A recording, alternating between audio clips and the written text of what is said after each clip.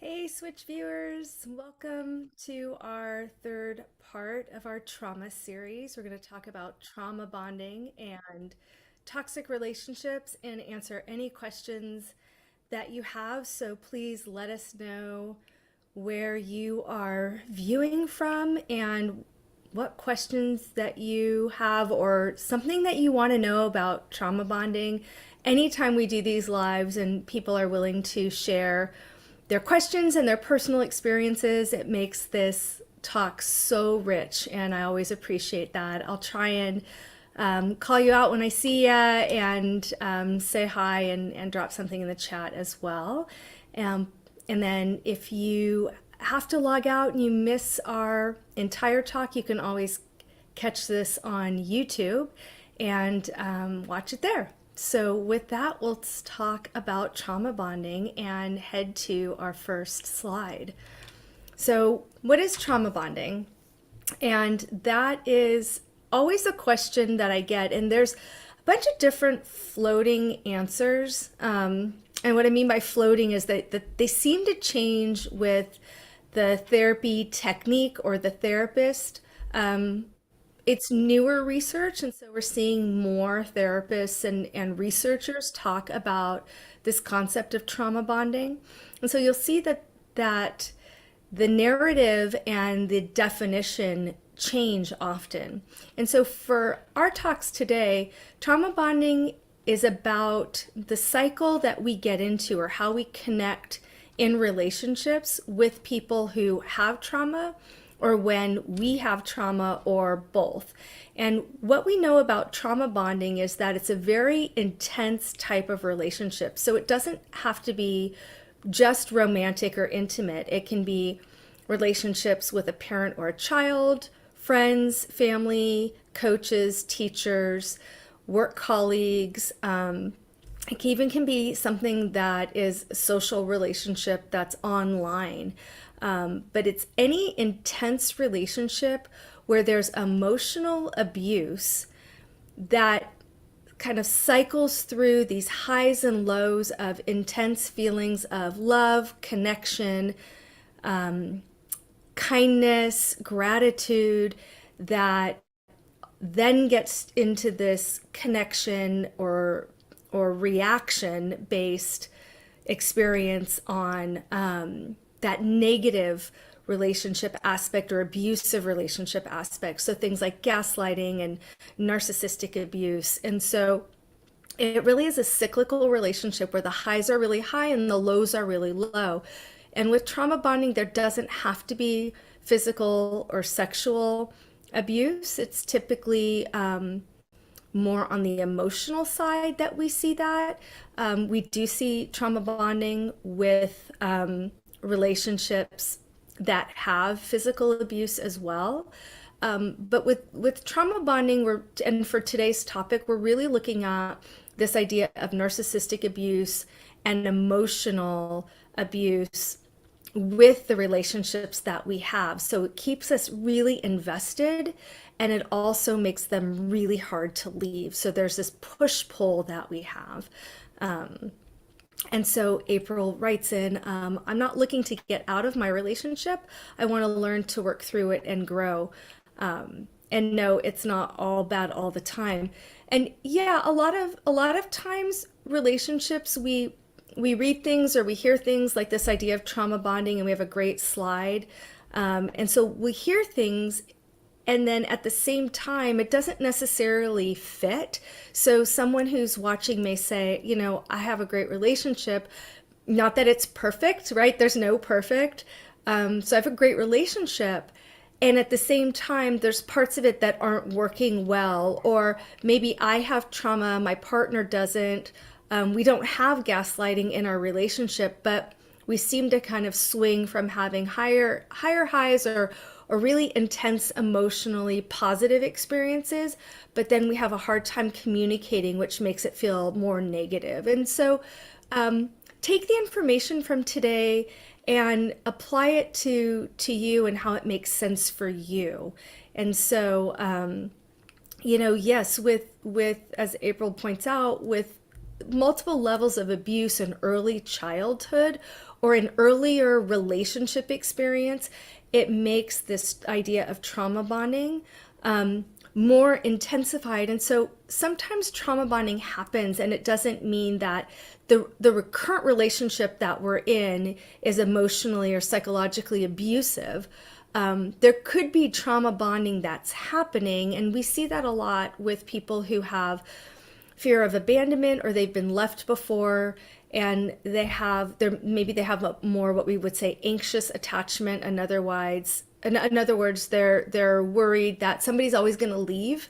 If I do something wrong, my partner will leave me, kind of worries. So we can see that as a trauma bonding from early childhood. So we'll get into that more as we get through the slides in the presentation.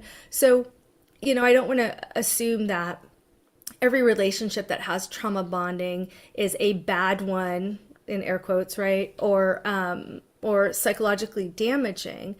It's that trauma bonding is this very intense reaction and connection that we have with people that comes from trauma. And then we can move on to that next slide, please. And thanks, April, for sharing that. Like I said, the more people are willing to share about their own personal experiences or have questions, the better these lives are and the richer they are. So here's some ideas and suggestions of what it's like to experience a trauma bond with somebody. And so a lot of times it's that chronic fear of abandonment. And what happens is we get into a disagreement. It doesn't even have to be an argument. And it doesn't have to be any kind of abuse happening, right? We get into a disagreement with our partner and we worry, okay, if I make them too angry or if I hurt their feelings or if I say something that I perceive to be mean, they're going to leave me. Or if I don't do whatever they're expecting me to do perfectly, then they're going to leave. And so there's this intense fear of abandonment. And for people who have had childhood trauma or they have a narcissistic parent, they grew up in a home where there was a lot of emotional and verbal abuse, that fear of abandonment runs really high. And it's not always that children were left. It's not this direct A to B. I was abandoned and I'm going to be abandoned again. What happens is it's this idea of withholding love, and love is very conditional. And so that subconscious messaging that we get is, if I don't do something right, then I will be left. As a child, even though that may not be a conscious message that the child was given, that's what this child starts to perceive. And so anything that pushes on that wound, that early subconscious wound from that child parent relationship, sometimes leads to this idea of abandonment. So I'm afraid that this person's going to leave me if I don't do something right or we get into a fight. And so a lot of times we'll see relationships where there's this push-pull, and they're not just intimate relationships. A lot of times people will report this with their friendships. If I hurt my friend's feeling, I'm afraid my best friend will leave me and we won't be friends anymore. So this idea of abandonment and being left runs really deep, and it's usually developed very early on. Sometimes it comes from romantic relationships where people have had on again, off again relationships, or they've had a lot of toxic relationships in their past. And so they have this fear of repeating patterns. And so that starts to, make its way into their existing relationships. And so someone else writes in, I was sexually assaulted at 12 years old. Is this considered child abuse? Or how is it different if I had had this at a younger age? Yes, it's child abuse. And thank you for sharing and being so vulnerable. We appreciate it, and we hold this space for you. And so if you're not in therapy or you haven't done therapy, please consider doing so. But to answer your question, a child is in the United States 17 years and 11 months. So it's almost 18. So anything before that we consider child abuse. And yes, being sexually assaulted as a child, again, almost 18 and younger, we don't have a concept usually of what that means. And so there's this disconnect between sexual activity, sexual assault, and sexual gratification, and it gets very muddy. And so the younger the child is, the less context they have. So at 12, your context of what sex is or a sexual relationship is going to be very different than at 16 or at 22 or at 6. And so what happens is we develop this idea of what love is and what safety is in our relationships based on our experiences. And so with sexual abuse and sexual assault, then we develop these ideas of what we think love is. And so as an adult, sometimes we replicate those experiences in what we're looking for. We have a certain way that we perceive love or feel love emotionally, we feel love physically, spiritually.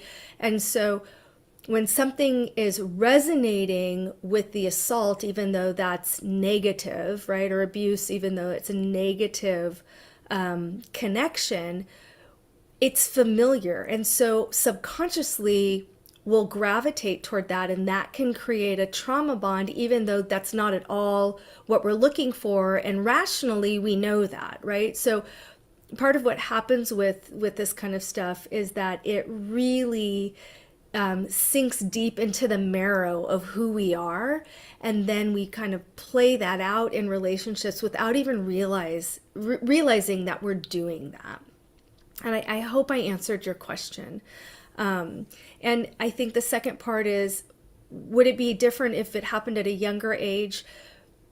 Not necessarily. It would mean that contextually speaking, you wouldn't necessarily have the language. So typically a 6-year-old is unaware of what sexual activity is, sexual feelings are, and abuse. And so that would be something that that you're holding these feelings in your body and in your mind of that horrific experience for you, which is extremely traumatic, but you don't have the language as a 6-year-old. I'm just using that number for illustration. You don't have the language to put to it, so it doesn't make sense. And as you get older and you start to understand sex, you're filling in the blanks and you're starting to put meaning to your experience. And so the older you are when that trauma happens, the more meaning you have. So I hope I answered that question, and you're so welcome. And like I said, you have our love and support with you. Someone else writes in, my partner and I both experienced trauma. How can we best support each other and maintain a healthy relationship? Yeah, thanks, Alyssa, for that comment. That's really tricky, right? Because part of what today's presentation is about, and when we talk about trauma bonding, what we're recognizing is our own traumatic pasts and how we sort of superimpose or project that onto someone else. Again, whether it's romantic, it's a boss, a parent-child, a friend, we do that. We have these experiences that we hold on to that we don't have language for, or we don't fully understand. They're really rooted in our subconscious, and it shapes the way we interact. And so one of the things that maintaining a healthy relationship when both people have trauma is different than trauma bonding. And so when both people have trauma, again, therapy is great. Traditionally, we talk about effective communication. There's a lot of really good tools out there to develop effective communication skills. So we're really talking about, hey, when you do this, it makes me feel this way. Not that you're doing something wrong. I have a certain trigger, or I have a certain response. So I startle really easily, for example. And so for me, it has been on many, many occasions over the course of several years where my family will startle me and I've learned to laugh, but that's my coping mechanism, right? And they'll say, I live here. Like, Mom, I live here. Didn't leave for school, still here, kind of a response.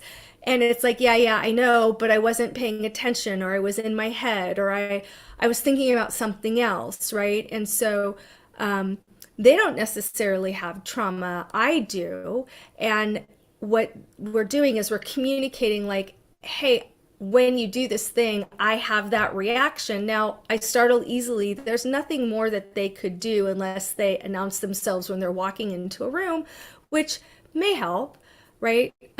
But part of that is understanding what I'm doing and how my trauma is manifesting and showing up in the relationship. So when both people have that, really identifying what your own trauma triggers are, and then how you're connecting with each other, and then having really healthy conversations about it. For some people, they're more serious or direct triggers. If somebody's had sexual abuse or sexual assault in childhood or even as a young adult, intimacy and romantic relationships with new partners are really difficult sometimes. And so just being very clear, I like to be touched this way instead of you're doing this thing. Anytime we start doing finger pointing you statements, the other person is now defensive and they're not listening. So really speaking from the heart and speaking your truth. And that will help start to navigate some of these harder conversations about trauma and what the trauma triggers are. So with trauma bonding, it's really intense. It's a really intense relationship. And so what's happening is that we are over attaching to the good times and we're over attaching to the bad times. And so it feels like we're on a roller coaster. And so we're up and down and all around. And what people will say that have trauma bonding in their relationships is, I can't get out of it. I can't leave. I've heard people in my practice who manage a lot of folks say that they have a hard time firing an employee because they were their mentor or mentee and they've done such a great job, but now it's a problem. And so it's this big vacillation between highs and lows of what people are experiencing. And so there's this over identification with it's so good that I don't want to give it up, but then when it's bad, it's really bad. And then we can move on to the next slide. And then Lulu asks, is this part of a series? Yes, we're doing a trauma series. So we're in part 3 talking about trauma bonding and toxic relationships. And if you missed the first 2, they're on YouTube. And then we've got a couple more. So thanks for asking. And let's talk about toxic relationships and why we stay, because I think we all do this whether we realize it or not, and whether we've had trauma or not. There's always somebody, right? Even if it's something that you caught really quick and you're like, I was really good at putting healthy boundaries in and or ending that relationship. I got really good at doing that as a grown-up. It was a skill that I had to learn much later in life. And then once I figured it out and I started to take out toxic relationships out of my life, I felt so much lighter. And I don't necessarily say better, but just lighter. And I felt freer. And I felt like the people that were in my life were really important to me. And I got what I put into it. And so that's the trick with toxic relationships, is that they can come from anywhere. They're built on guilt and shame, a fear of being alone, gaslighting, trauma bonding, so narcissism. There's all different reasons why toxic relationships happen. But for me, the rule of thumb that I like to work with for myself and also for my clients is, when you are putting more into something, into a relationship, any kind of relationship, and you're not getting back what you put in. And I don't mean one for one. So it's not like you put in 100% of the time and somebody puts in 0%, that's a toxic relationship. But if you're putting in 50 and every once in a while you're putting in more, but the person in the relationship with you is also putting in 50% and every once in a while they do more, then it's sort of reciprocal, and then you have a healthy relationship. So you're getting what you're giving. If you're not giving much, then trauma bonding would look like I'm not giving much and I'm getting all of this stuff, and I'm totally okay with that.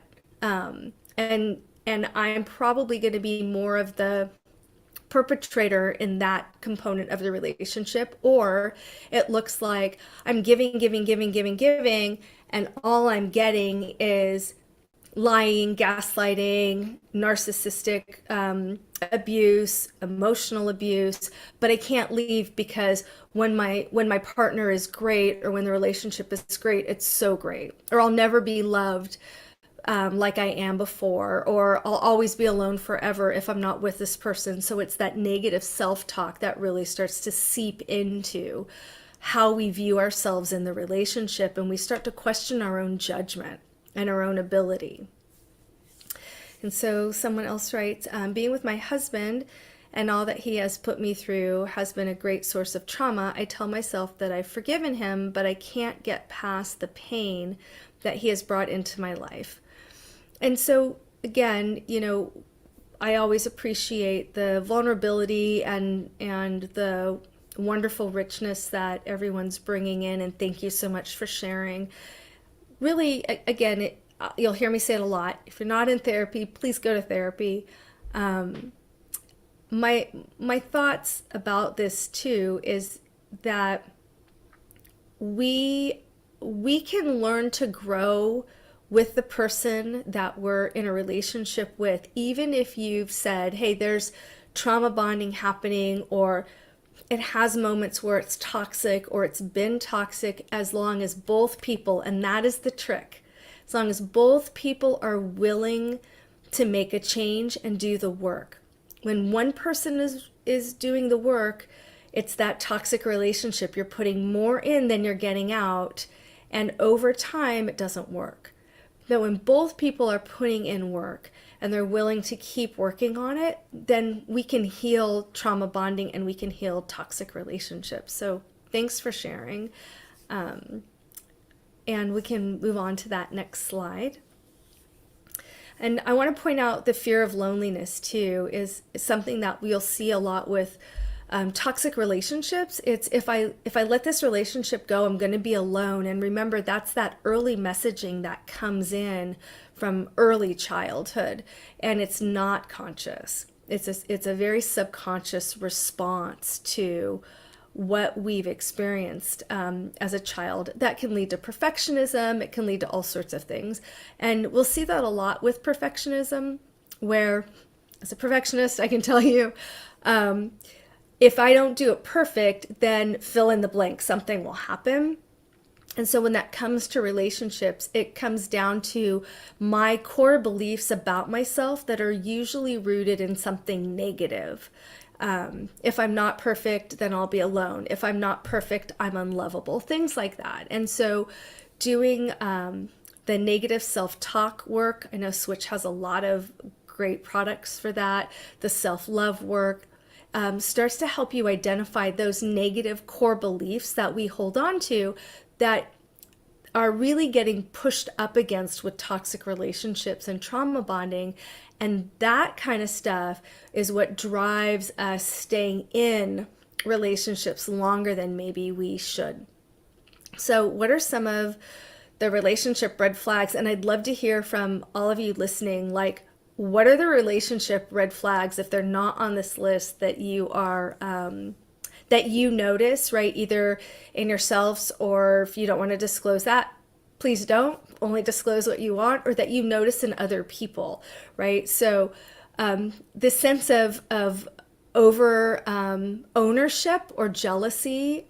You belong to me, you can't have any friends, right? So I don't know if you had a friend like that as a child growing up where they were only able to have a relationship with one person and no one else, right? They had one best friend and that was their friend, the only friend in the world. And anytime someone else would try and be friends with the best friend, that overwhelming sense of jealousy would kind of rear up. And so we see that a lot with kids who have narcissistic parents, where they over identify with loyalty and having one friend, and they have a really hard time sitting with what they feel is somebody who's being disloyal, and it shows up as jealousy, and then that shows up more in adult relationships as jealousy.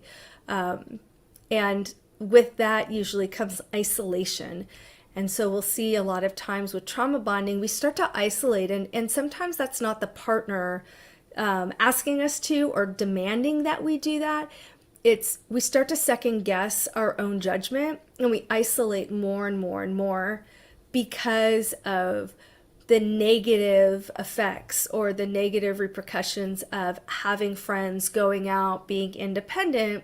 With trauma bonding, a lot of times there's a very codependent nature with those relationships. And so anything that is outside of my relationship with the person that I have a trauma bond with can spur jealousy, control, gaslighting.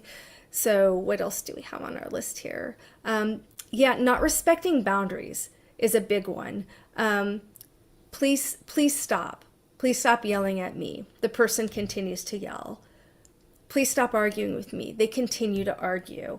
And so that you will see a lot where there's a lack of boundaries. Hey, I have to get up early for work. I need to go home. No, you can't. Don't leave me. Things like that. So there's a lot of guilt, shame, blame that comes up with that. And, yeah, they don't make time for you. That's that, they're not giving you what you're giving them.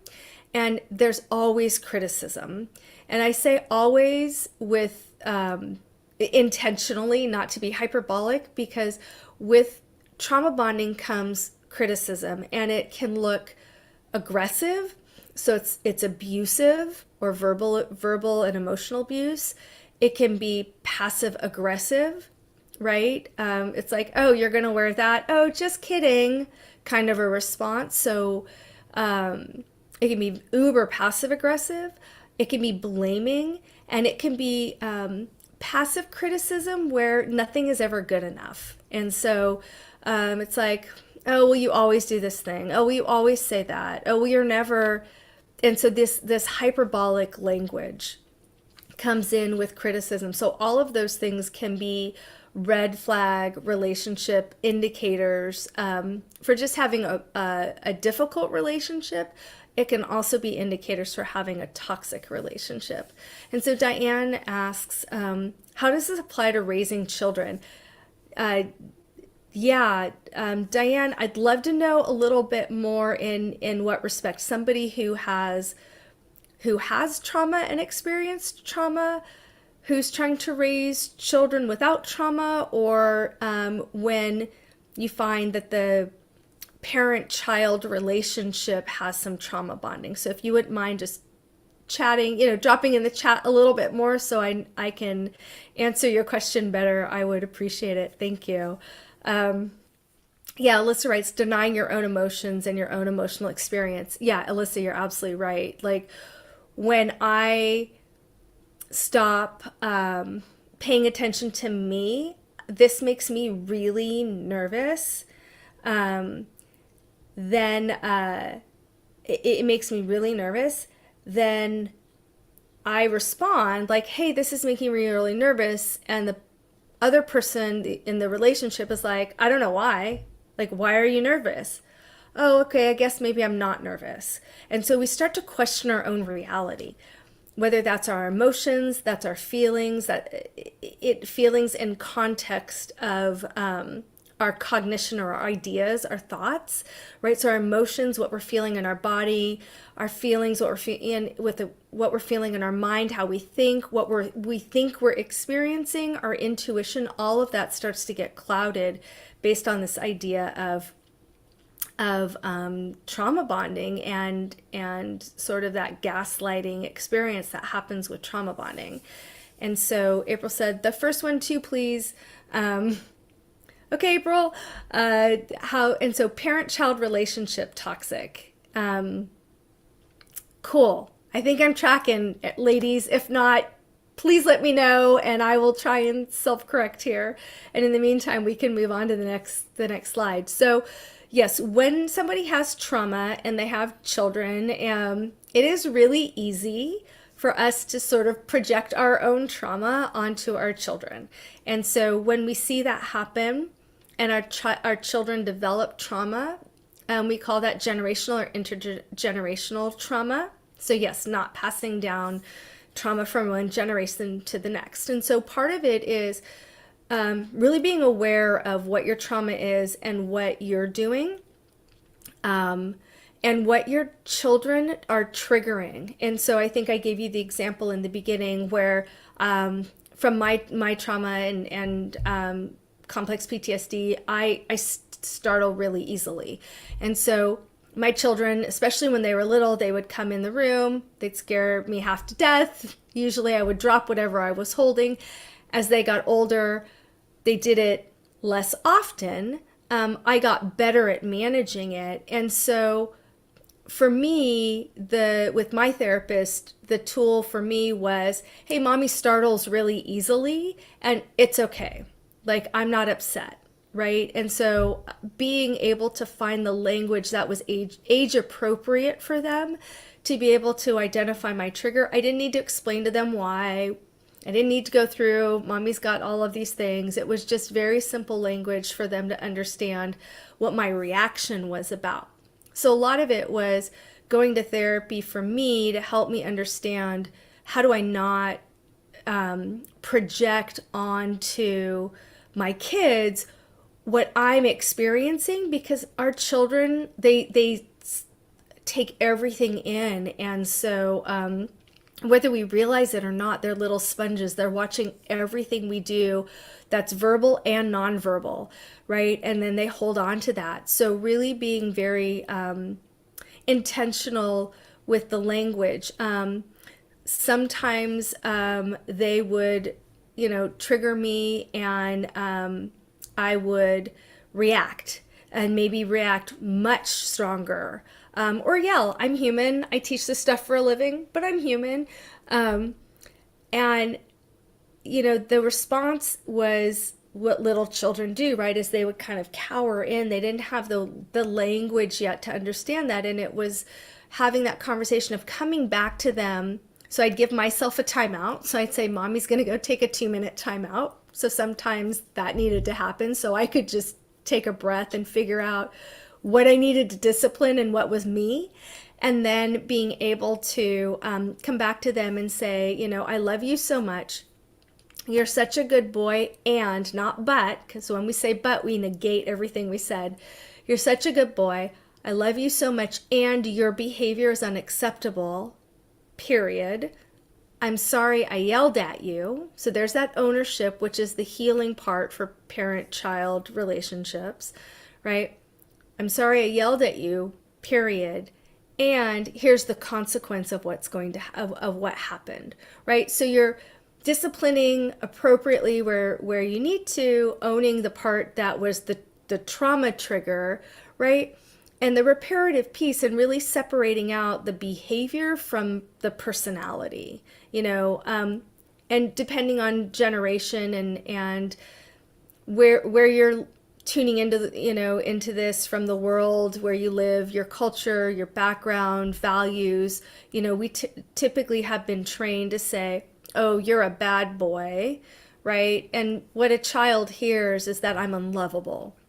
And so really separating out, you're a good person and your behavior is unacceptable, helps the child differentiate what's going on, and it keeps them out of that generational trauma or recycling through trauma. So I think, April, I answered the first part. Dawn, you were asking when the parent-child relationship is toxic. Yeah, and that happens for a lot of reasons. And so some of it is starting to implement boundaries and seeing where that parent-child relationship is toxic and where you're identifying that to be toxic, and where can you put boundaries in place. And it's really difficult depending on what's going on with both the parent but also with the child. As younger children, we talked a little bit about teenagers. It's much harder. They're doing a lot of experimentation. There's a lot of boundary testing. They're trying to have that separation and be grown-ups, but they're not. And so there's a lot of push-pull. And so it can become a very toxic relationship. Sometimes the child is the perpetrator in trauma bonding, and they're the ones that are being emotionally abusive. And so really, again, therapy, also using those I statements of I don't like X, and not but, and what I would like is Y. So being very clear and concise, and here's my boundary. It's unacceptable to speak to me that way. I will not tolerate it. That is my boundary. And so the very difficult part, it sounds so easy, right? Like if it were this easy, you'd all be doing it. You wouldn't be, hanging out with me on this live tonight. It's not easy. They're simple concepts to understand, but they're not easy to implement. And so it takes a lot of time, energy, and practice. And so writing out the script, really honing in on the language and how you're going to do that conversation with that particular person, whether it's a child or an older child or a boss or a romantic relationship, writing it out. This is what I want. This is what I will tolerate. This is what I won't tolerate. Here's what I need from you. And really coming from this I place also takes somebody's defenses down a little bit more. And so I think you've all had a chance to read like the signs of a toxic relationship, and we've talked a lot about that. Walking on eggshells, I want to point out, when you feel like you can't be yourself, you can't say what you want to say, you never know what you're walking into, if the person's going to be in a good mood or bad mood or yell at you. All of those things are signs of a toxic relationship. When you feel you're being controlled, is definitely another one. And then we can move on to the next slide. So I think, Diane and April, I answered your questions about parenting stuff. But if you have some other additional questions, or if other people have some additional questions, please ask me. So I love this this slide, and my fantastic marketing group put this together for me. So it's really good. Things you don't need to apologize for, and it's really good for me, is what I should say. It's really good for me. It's actually one that I have printed out, and if you could see behind where the camera is, I've got a couple of different screens, but I always have like sticky notes on my computer and printouts. This is one I have up because it's so hard. It's so hard to say, oh, I'm really sorry, or no, I'm so sorry, or I need to go take a break. I'm so sorry. Like, we apologize. And when we have had trauma and we've had narcissistic parents, or we've had previous abuse, we apologize all the time. And there was a study done, not to be too gender specific, but broad brush stroke study was done last year that showed that women apologize twice as much as men do. So some of it is socialization of how we're raised, and again, what culture and our family values are. And so really changing our language. And so instead of saying, I'm really sorry, I just needed to call and talk, saying, thank you so much for supporting me. I really needed somebody to talk. And again, like this is one that feels so easy and it's so hard for me, and I'm wondering if it's hard for other people, where you notice you say sorry all the time. And if you're not noticing that you do it, just do a little experiment with yourself and see in this next week how many times you apologize for something, and find out if it's coming from a place of being triggered or not wanting to upset somebody, or if you feel like it's really warranted, where it's like, oh yeah, I kind of stepped on somebody's toes and need to apologize. Like, start to notice when you're saying sorry, and how often you say that and what's coming up for you. And then we can move on to our next slide, please. And I love, like I said, I love this thing, things we don't need to apologize for, because there's so much that happens that we actually don't need to apologize for. And then really taking ownership when you need to do that. And with children and with romantic partners, it's so important to own when we realize that, yeah, I wasn't nice, or maybe I didn't handle that well, and I'm sorry. I'm sorry for my part in that. Is very different than I'm sorry you're upset with me. I'm sorry I made you feel angry, because it's really not ownership, and it's not authentic. And so when we say, I'm really sorry about how I handled that situation, I wish I handled it differently, doesn't negate what happened. I'm just owning the fact that maybe I could have done better, and being able to also then include what I do need. Like, I'm sorry that I lost my temper, or I'm sorry that I said something that was unkind. That was really uncalled for, and I will work on that. What I would like is in the future that we not yell at each other, right? So I'm asking for what I do need, and you're welcome, April. Yeah, that one is my girlfriends. I love, the difference between your therapist and your girlfriends is your therapist calls you out and they're okay with you being upset with them, and your girlfriends are always just in it with you for love. And it's one of the things that some of my closest girlfriends will call me out on. They're like, oh, you're saying sorry again, you're doing it again, why don't you try saying. So a lot of times my girlfriends will help me practice that skill, because that's definitely one that I struggle with. And it kind of leads into this, how do we maintain healthy relationship? And I think someone else earlier, maybe it was Alyssa earlier, was asking about how do we maintain a healthy relationship? And so, yes, good communication, I statements, being vulnerable, honest, and authentic. And again, it's really hard. It's really hard when we feel triggered, and it's hard when we're experiencing toxic relationships to be vulnerable.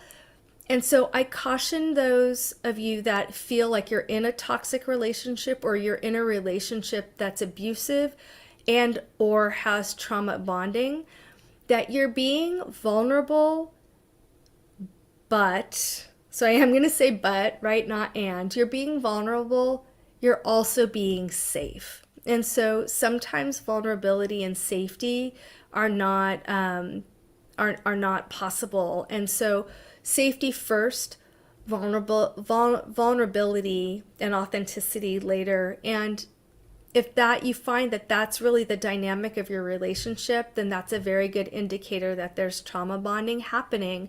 And that's something where talking to a trusted ally, a therapist, a coach, more than just a friend, usually clergy, if any people listening have a specific spiritual orientation, and getting some clarity on, is this really the relationship for you if you're not able to be vulnerable in the relationships that you're currently in?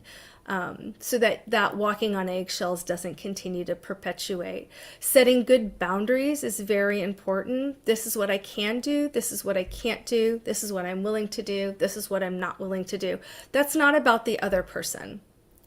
Because I could be in a relationship with somebody who likes to talk until 4 o'clock in the morning and needs 2 hours of sleep, and they function really well and they want to have emotionally in-depth conversations every minute of every waking day. I couldn't do that personally for me. Not that I'm judging it, just for me, that would be really hard. So I would have to be able to put some limitations of, I love these really deep, intense emotional conversations that we have.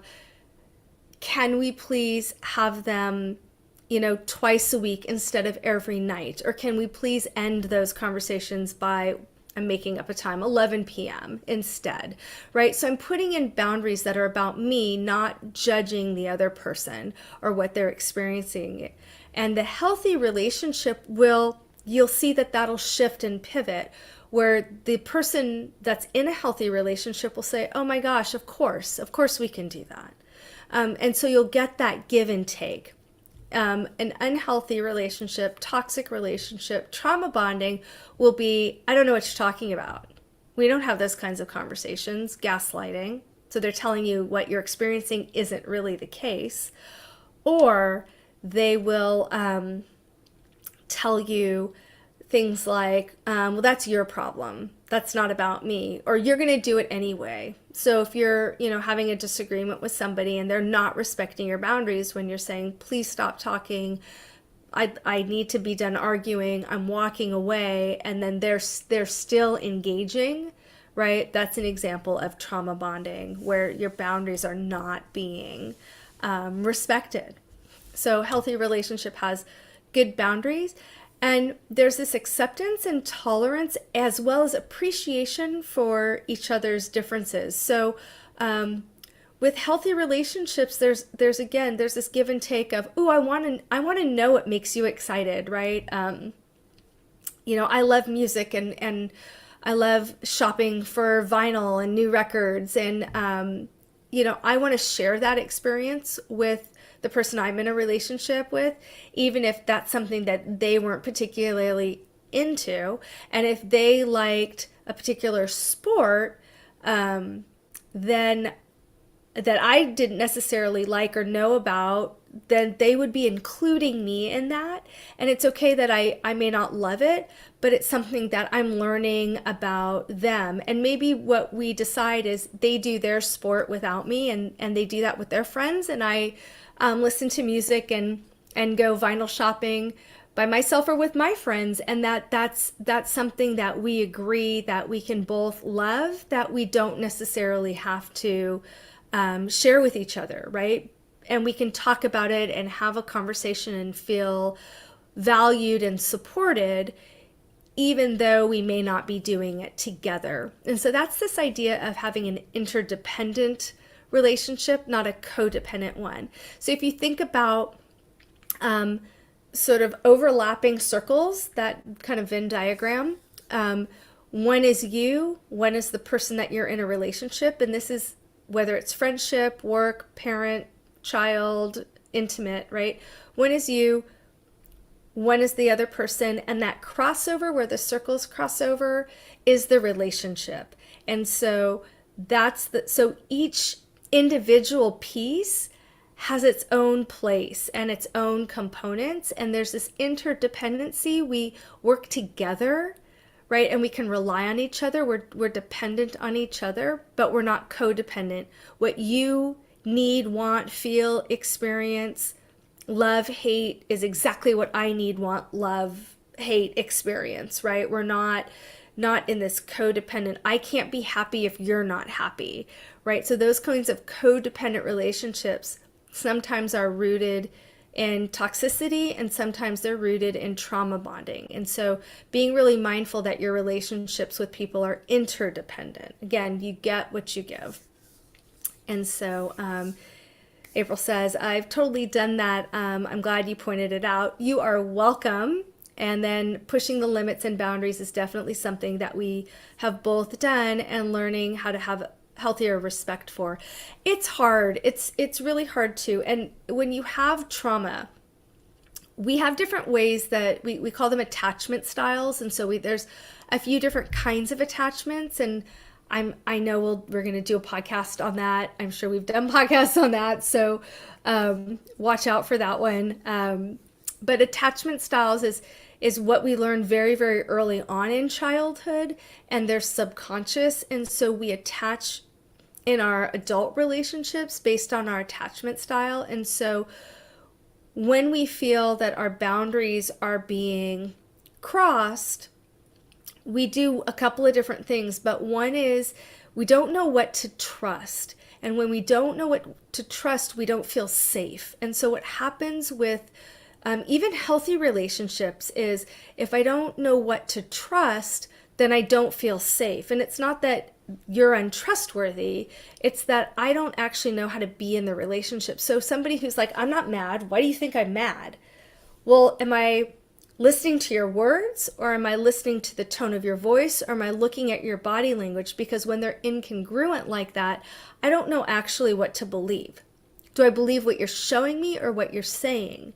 Right? So when somebody's incongruent in a relationship, and even in a healthy relationship, it causes those boundaries to really come up, because now I'm going to be way more defensive. I don't know what to trust or believe. I'm not sure how I'm supposed to respond. And so now I'm moving into defense mode, instead of somebody saying, I'm really unhappy with what's happening right now. You hurt my feelings. I'm angry with you. I need a few minutes. I will come back and talk with you about it.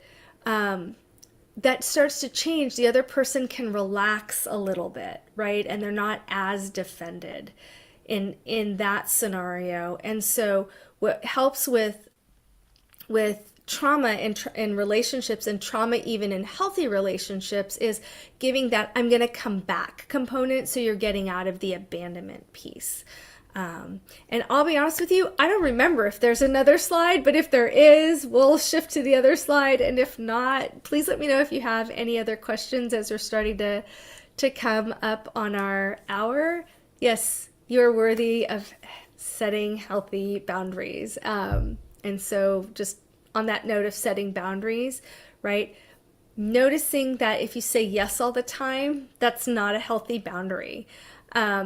So saying no is perfectly okay, and you don't have to justify, you don't have to explain, you don't have to give a PowerPoint presentation on why you're saying no. You can just say, no thank you, that doesn't work for me. And remember, the whole point is coming back to these I statements. So Brianna says, does anxious attached individuals usually have codependency?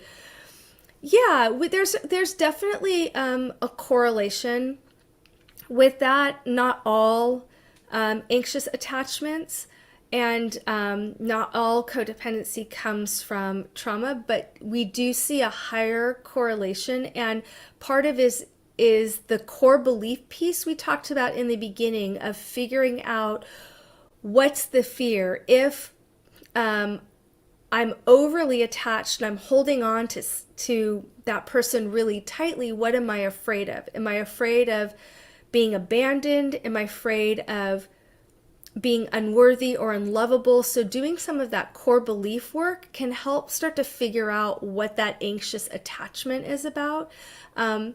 Typically with codependency, what happens is we get into this don't leave me. Like even though I'm upset, even though the relationship is not working, right? I'm not getting my needs met. I don't feel fulfilled.